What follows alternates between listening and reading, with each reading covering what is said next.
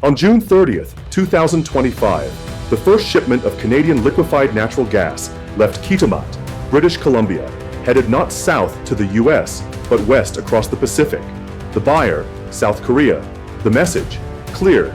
Canada, long considered America's default energy supplier, is quietly redrawing the map.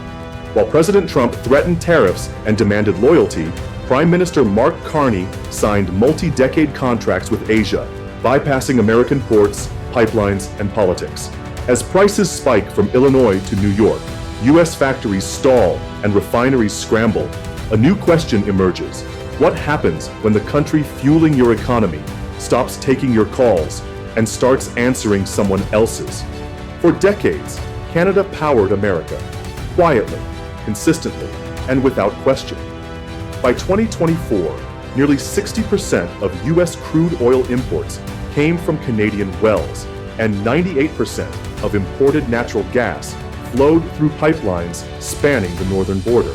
From Alberta's oil sands to British Columbia's gas fields, Canada wasn't just a supplier, it was the lifeline for U.S. energy security.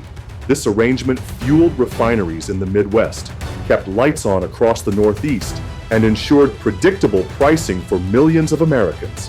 Politically uncontroversial and logistically seamless, the cross-border energy flow was seen as a given, so essential it almost faded into the background.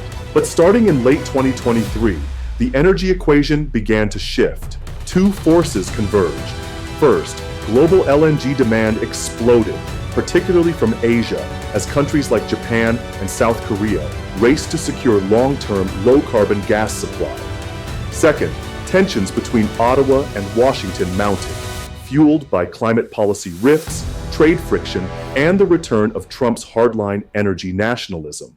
In 2024, Canada began quietly investing billions in West Coast export infrastructure, accelerating projects like LNG Canada, long delayed but now politically urgent.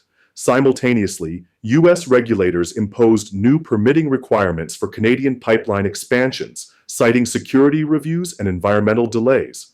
By early 2025, a strategic fork had emerged. Canada no longer saw the U.S. as its only buyer, and no longer saw energy integration as its default future. The long-standing assumption that Canada would always prioritize American markets was no longer guaranteed.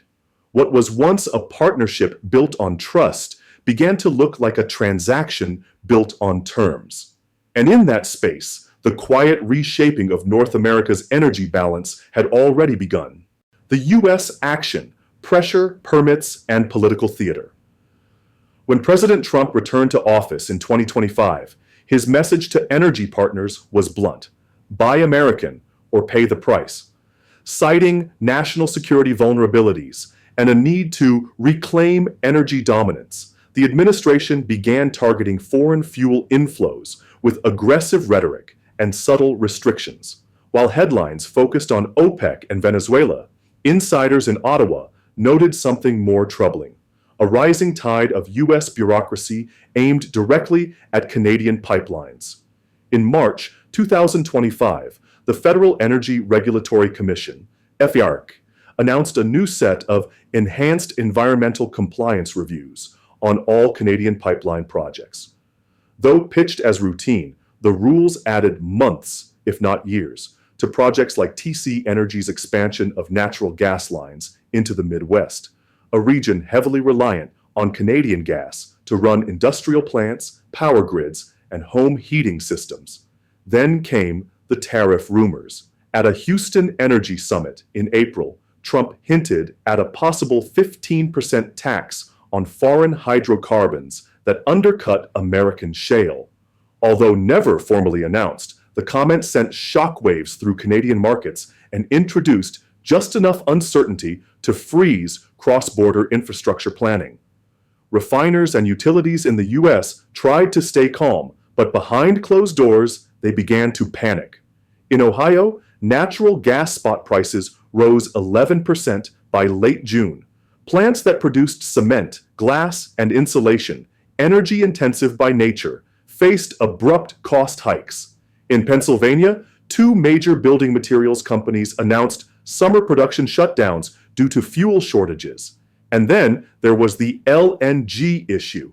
For years, U.S. Gulf Coast exporters dominated the Western Hemisphere's liquefied natural gas trade. But with Canada's LNG Canada project nearing completion, Washington sensed a threat. Trump's allies began lobbying to review port standards and shipping lanes used by Canada, despite the fact that LNG Canada was not dependent on U.S. territory. While no sanctions were imposed, the administration's posture grew hostile. Trump tweeted in June, "We built your markets. You owe us loyalty. If you want to sell to the world, don't stab America in the back." It was a rhetorical grenade, one that overlooked decades of cross-border energy interdependence. But the message landed. For Canada, it was no longer just about energy. It was about sovereignty, and the clock was ticking. Canada's response, LNG Canada and the Pacific Pivot. On June 22, 2025, in the coastal town of Kitimat, British Columbia, a flame ignited.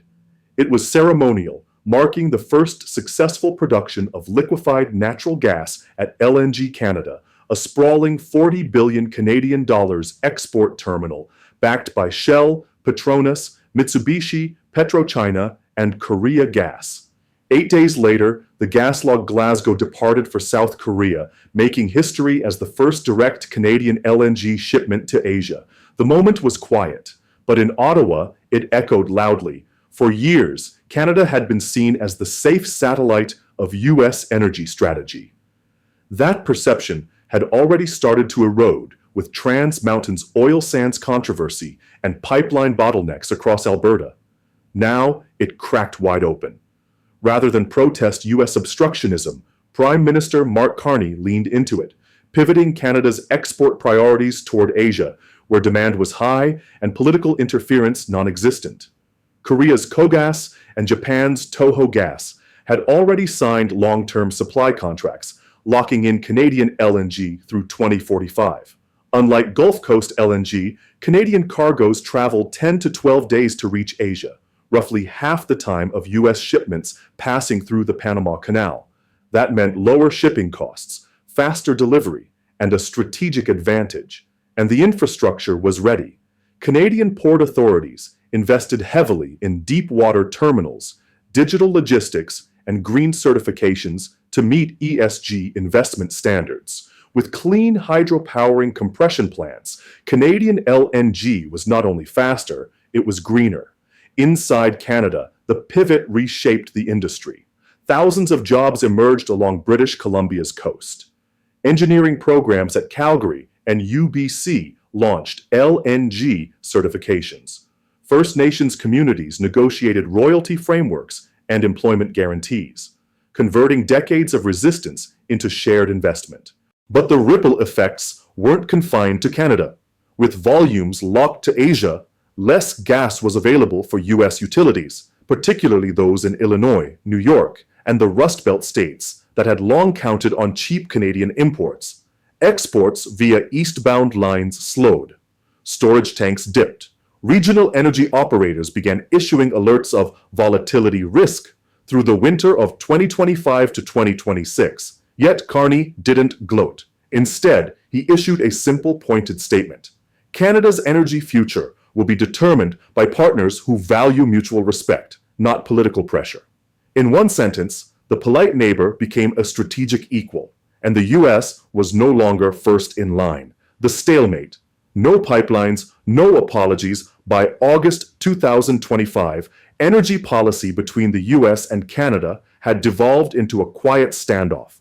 No agreements had been broken, no pipelines sabotaged, no tariffs formally enacted, but the spirit of cooperation that once defined North American energy had evaporated. Washington accused Canada of strategic betrayal. Ottawa accused Washington of weaponizing interdependence. Meanwhile, energy traders, industrial clients, and local governments on both sides of the border scrambled to adapt. Talks, none announced. Meetings, none scheduled. Instead, each side doubled down. Canada expanding LNG lanes westward, the U.S. subsidizing shale production in Appalachia. The irony? Both economies still needed each other, but for the first time in decades, neither side was willing to admit it, and in that silence, the world watched as the cleanest, closest, and most stable energy corridor on Earth fractured over politics, pride, and a pipeline too far. Impact on Canada, energy boom, but regional strain. The launch of LNG Canada was a turning point for Canada's energy economy, but it wasn't a free ride. In Kitimat, British Columbia, the success of LNG Canada brought investment, jobs, and new infrastructure. The project now employs more than 7,500 workers directly and indirectly, supporting construction, shipping, and logistics. Indigenous-owned businesses have signed contracts worth hundreds of millions of dollars, and First Nations leaders in the Haisla territory have become national figures in energy diplomacy. But further east, the story grows more complex. In Alberta, where natural gas production feeds both domestic and export markets, the shift toward Asia has led to growing congestion on internal pipelines. Gas once prioritized for eastbound U.S. utilities is now being diverted to coastal liquefaction terminals, and Alberta's provincial grid isn't yet ready to handle the sudden shift in demand dynamics. Small manufacturers in Calgary and Edmonton report spot price increases of 8 to 12% since July 2025. For greenhouse growers and winter logistics firms that rely on stable gas prices, this has introduced an element of unpredictability. Meanwhile, environmental groups warn of a greenwashed boom. Although LNG Canada uses hydroelectric power for compression, the upstream extraction still depends on fracking. Protests have resurfaced in Wet'suwet'en territory, this time not against pipelines, but over expansion zones and climate accountability.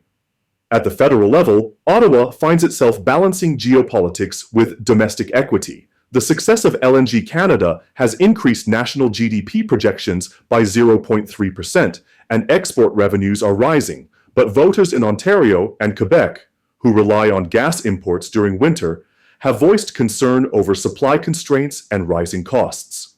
For Canada, the pivot away from the US brought leverage, but also growing pains. It's a new chapter, yes, but one with regional divides and a clear message. Independence always comes with a bill. Impact on the US. Factories slow, prices rise, and no easy fix. In Toledo, Ohio, the ripple hit fast.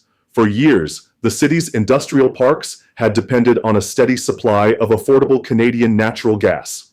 That gas fueled the glass and insulation plants that lined the I-75 corridor, employing thousands and supplying materials for homes, schools, and office buildings across the eastern U.S. But by mid-July 2025, shipments slowed. Contracts that once guaranteed pricing and delivery were now being renegotiated or quietly dropped. Natural gas prices in Ohio and Illinois spiked 11% in a month, according to the U.S. Energy Information Administration.